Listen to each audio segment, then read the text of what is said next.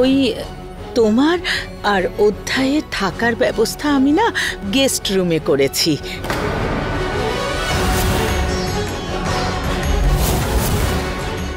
এই ঘরটা তো অঞ্জু আর অভয়ের, তাই না?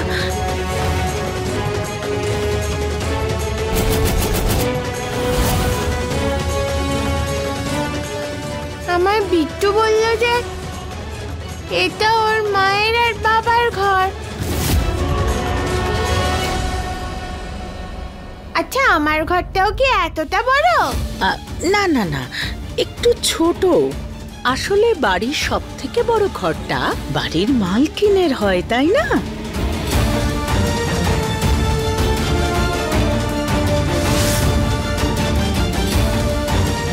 হ্যাঁ, সে তো ঠিকই। আচ্ছা, আমার ঘরটা আমায় দেখাও। হ্যাঁ হ্যাঁ, এসো।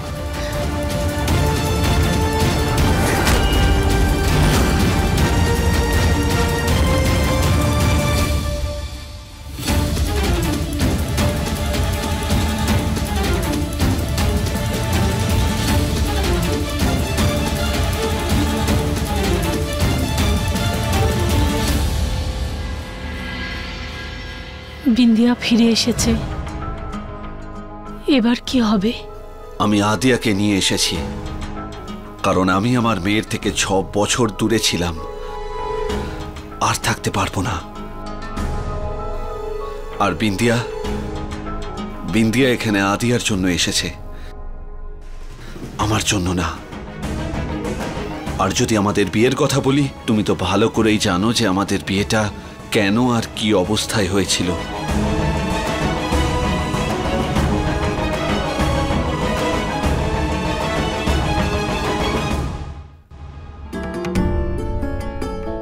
এসো এসো।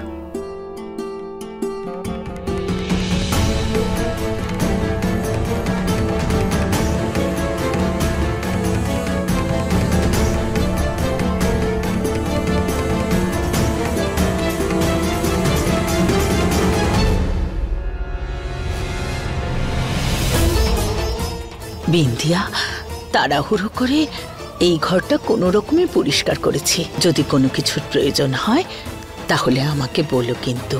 আর আজ থেকে এটাকে নিজেরই ঘর ভেবো।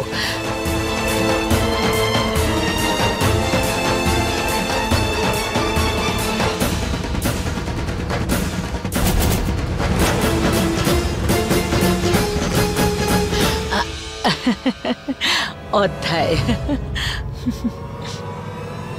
ও আমার সোনা মা, তোমারও যদি কোনো কিছুর প্রয়োজন হয় তাহলে আমায় বা বিট্টুর বাবাকে বলো। এত বড় ঘর, এত বড় খাট, আমি এক্ষুনি সিএম আঙ্কেলকে গিয়ে থ্যাংক ইউ বলে আসি।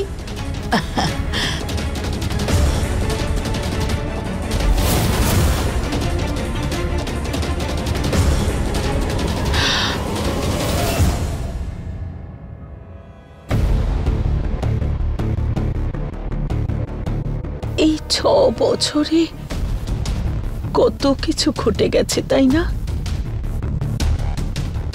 অভয় আর অঞ্জুর সম্পর্ক এই 6 বছরে এতটা গভীর হয়েছে যে আমি তো ভাবতেই পারছি না কিছু।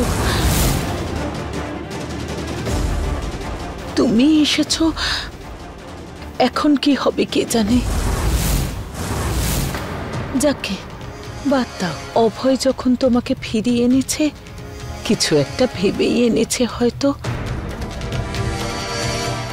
হয়তো ভগবানের এটাই ইচ্ছে।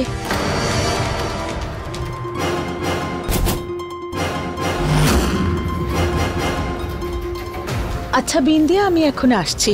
বৌমাকে একটু সাহায্য করতে হবে তো। কোনো কিছুর প্রয়োজন হলে কোনো দ্বিধা না করে আমাকে অবশ্যই বলো কিন্তু।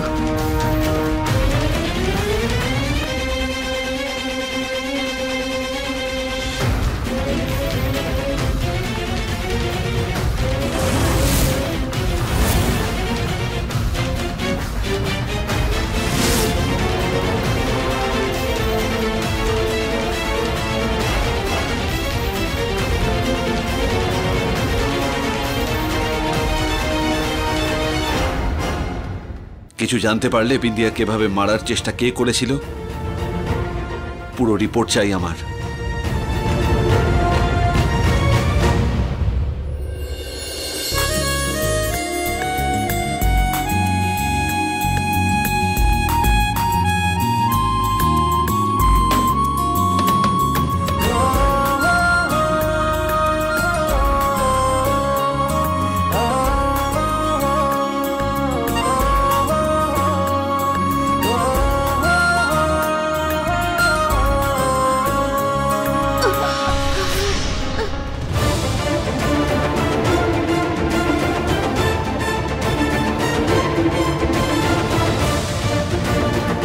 আরে লাগলো নাকি আমার বিট্টুর? তুমি ঠিক আছো তো? হ্যাঁ হ্যাঁ বাবা বলো। দাঁড়াও, আমি আমি এখনই দেখাচ্ছি মজা এর। দাঁড়াও। না না, মাটিকে মেরো না, সে তো আর ইচ্ছা করে এসব করেনি। ওই বেচারা তো নিজের জায়গাতেই আছে। আচ্ছা ঠিক আছে। আরে বিট্টু দেখো শোনো, আরে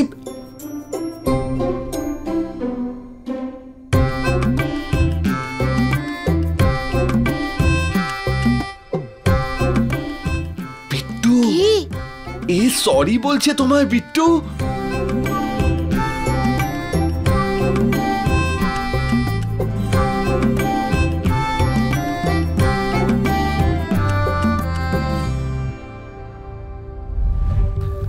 আমি এক্ষুনি আসছি। হ্যাঁ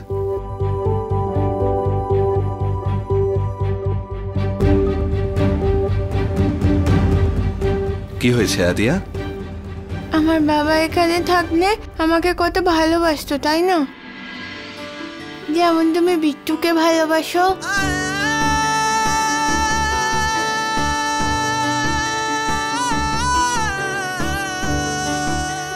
হ্যাঁ মা,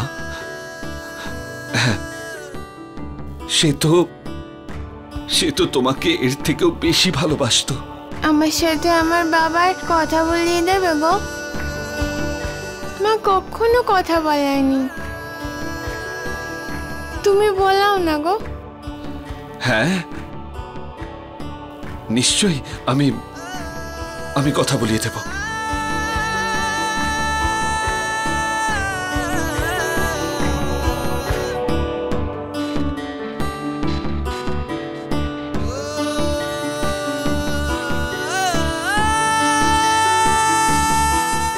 মনে হচ্ছে এখন তোমার বাবা খুব ব্যস্ত আছে, সে তো আমারও ফোন ধরছে না। তাছাড়া তুমি কি বলতে চাও তোমার বাবাকে? হ্যাঁ আমাকে বলো, আমি তোমার বাবাকে মেসেজ করে দেবো। বলো। আমি ভেবে বলছি।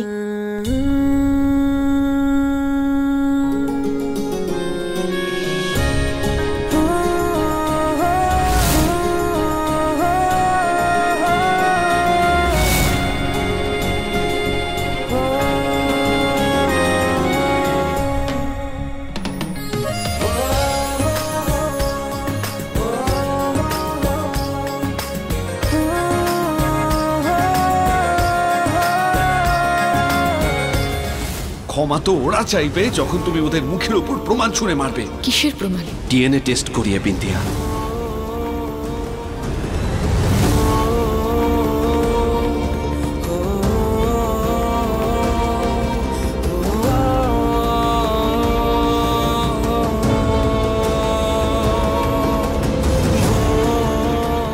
আঙ্কেল তুমি কাঁদছো কেন?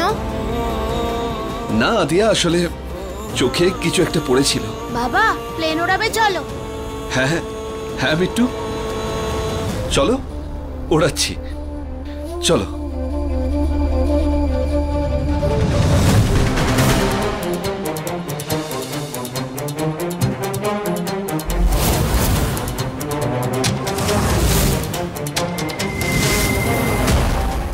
Adyar medical report?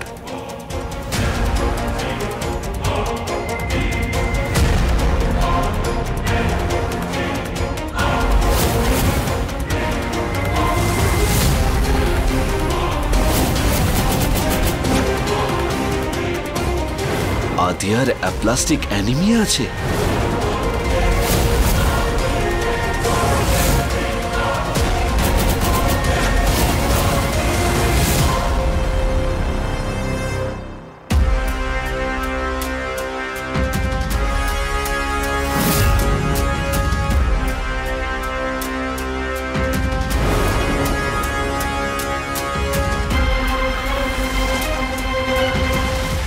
তুমি আমাকে কখন বলতে যে আমার মেয়ের এত বড় একটা রোগ হয়েছে বিন্দিয়া?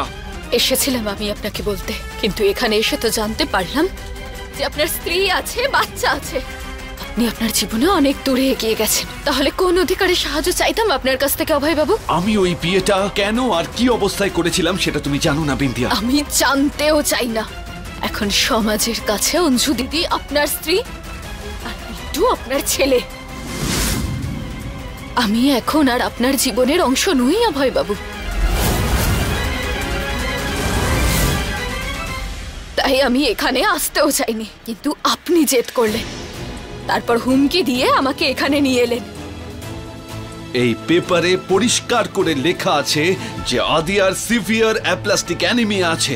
এটা এমন একটা রোগ যা শুধু ওর ভাই বা বোনের বোন ম্যারো দিলেই ঠিক হতে পারে। এটা তুমি জানতে কি না সেটা বলো আমাকে।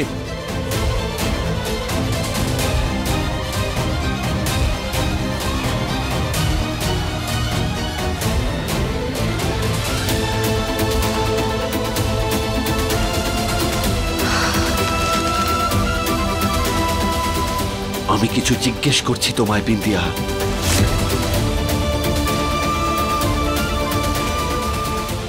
আমার আদিয়ার আপনার সাহায্যের কোনো দরকার নেই অভয় বাবু।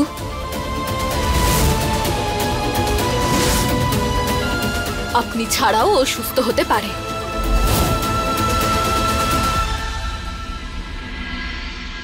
এবার ভগবানই পথ দেখাবেন আমাকে।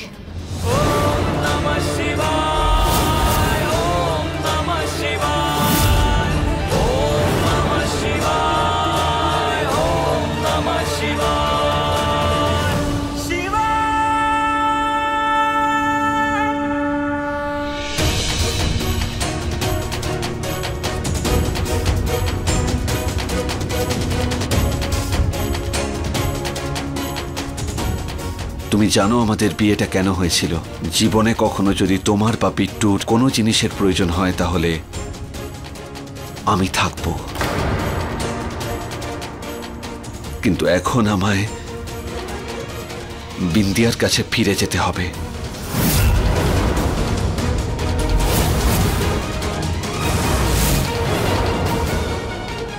তাই তুমি আমাকে ডিভোর্স দিয়ে দাও প্লিজ। তাই তুমি আমাকে ডিভোর্স দিয়ে দাও প্লিজ। তাই তুমি আমাকে ডিভোর্স দিয়ে দাও প্লিজ।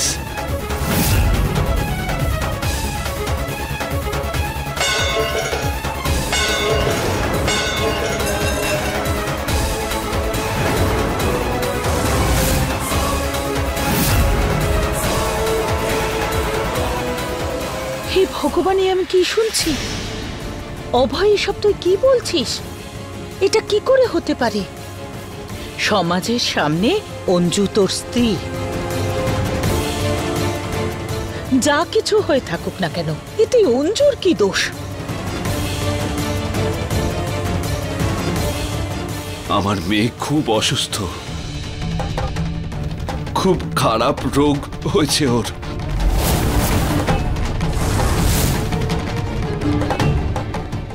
আর ওকে বাঁচানোর একটাই রাস্তা আছে, আর তার জন্য আমাকে তোমাকে ডিভোর্স দিয়ে বিন্দিয়ার কাছে যেতে হবে, আর বিন্দিয়াকে বিয়ে করতে হবে।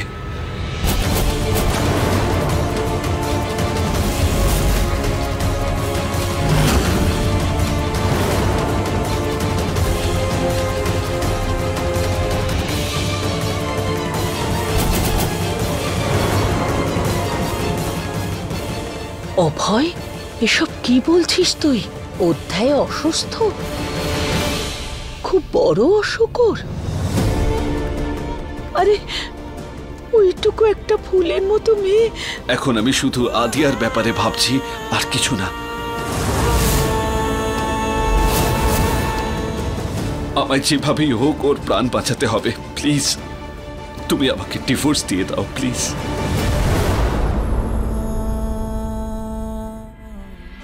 না, আমি তোমাকে ডিভোর্স দেব না।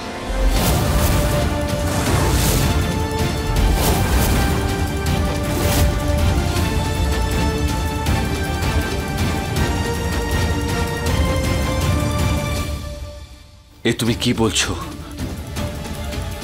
তুমি তো জানো আমাদের বিয়েটা কি অবস্থায় হয়েছিল। আমাদের মধ্যে স্বামী স্ত্রীর কোনো সম্পর্কই নেই আর না ছিল।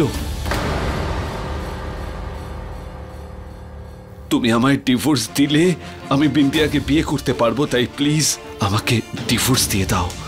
এই সম্পর্ক তোমার কাছে কোনো মূল্য নেই, কিন্তু আমার জন্য মূল্য আছে, আর এই জন্য আমি তোমাকে ডিভোর্স দেব না।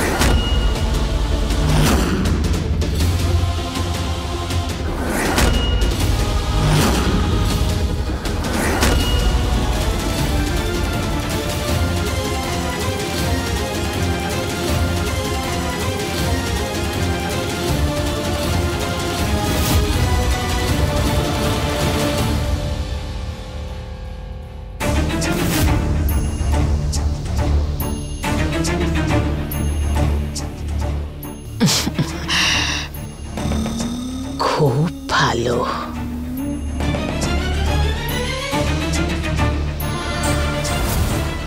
আমি অধ্যায়ের রিপোর্ট দেখেছি আর ওই অসুখের ব্যাপারে জেনেছি।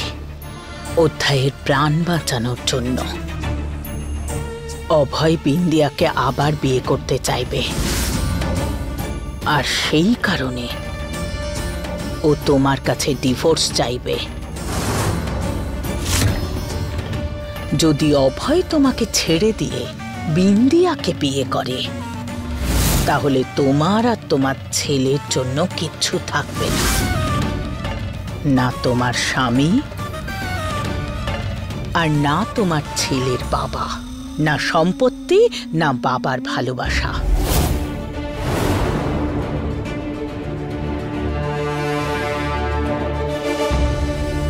ব্যাস, এইভাবেই নিজের অধিকার বুঝে নিও। অভয় কিচ্ছু করতে পারবে না।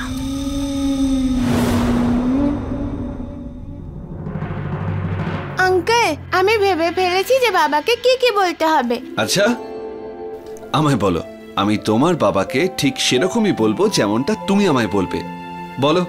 বাবাকে বলবো যে এমনিতে মা আমাকে খুবই ভালোবাসে, কিন্তু আমার বাবার কথাও খুব মনে পড়ে। যখন আমি কোনো কিছুতে ভয় পেয়ে যাই, তখন মাকে হাগ করি, ঠিক তেমন ভাবে বাবাকেও হাগ করতে চাই। রাত্রে মা আমাকে গান গেয়ে ঘুম পাড়ায়, কিন্তু আমি বাবার কাছেও ঘুমোতে চাই। মা যেমন আমাকে রোজ নিজের হাতে ভাত খাইয়ে দেয়, আমি তেমন ভাবে বাবার কাছেও খেতে চাই। বাবাকে বললো একবার যেন আসে, আর এইসব কাজ করার পর ভোলানাথ যদি আমাকে ওনার কাছে টেনেও নেন, অসুবিধা নেই।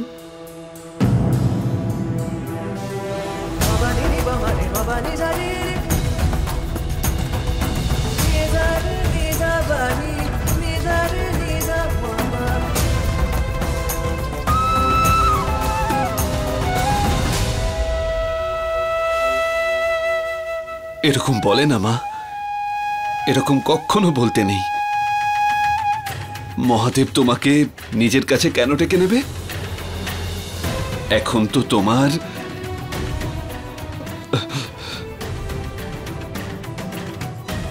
আরো অনেক দিন বাঁচতে হবে। আরে তুমি তো আমার আয়ুটাও পাবে।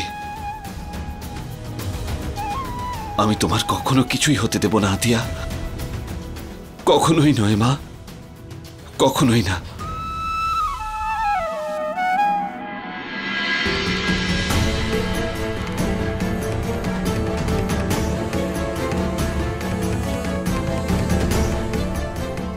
বিন্দিয়া, কি হয়েছে?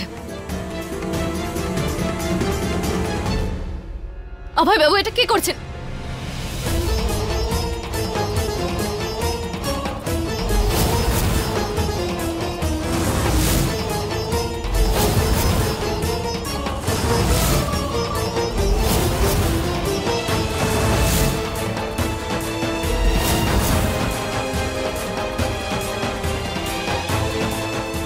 অভয়বাবু, আপনি কি করছেন? ছাড়ুন আমাকে অভয়বাবু।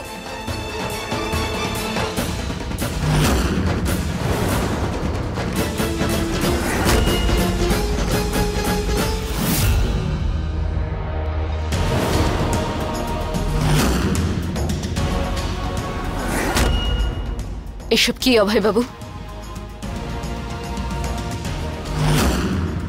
আমাদের বিয়ে হবে বিন্দিয়া, এখনই হবে, এই মুহূর্তে হবে।